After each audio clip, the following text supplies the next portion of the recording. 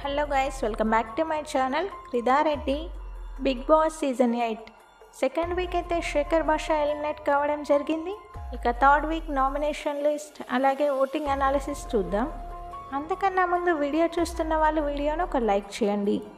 మీరు లైక్ చేయడం వల్ల మన వీడియోకి అయితే హెల్ప్ అవుతుంది. అలాగే మీ ఫేవరెట్ కంటెస్టెంట్ ఎవరో వీడియో కింద కామెంట్ చేయండి.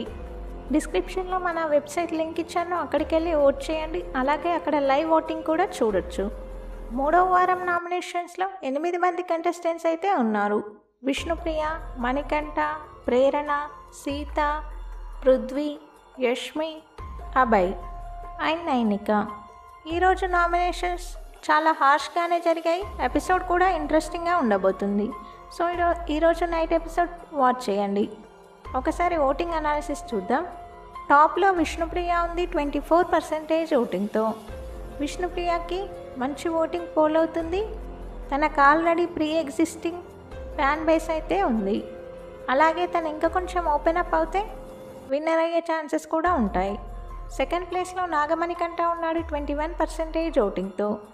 నాగమణికంఠ కూడా మంచి ఓటింగ్ పోల్ అవుతుంది.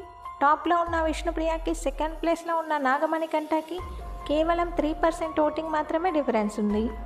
ఎలాంటి బజ్ లేకున్నా నాగమణికంఠ మంచి ఫ్యాన్ బేస్ని అయితే క్రియేట్ చేసుకున్నాడు. థర్డ్ ప్లేస్లో ప్రేరణ ఉంది 11% ఓటింగ్తో. ప్రేరణకు కూడా డబుల్ డిజిట్ ఓటింగ్ అయితే పోల్ అవుతుంది. ఫోర్త్ ప్లేస్లో సీత ఉంది 10% ఓటింగ్తో. సీతకు కూడా డబుల్ డిజిట్ ఓటింగ్ పోల్ అవుతుంది. లాస్ట్ వీక్ తన పర్ఫార్మెన్స్ కూడా బాగుంది హౌస్లో.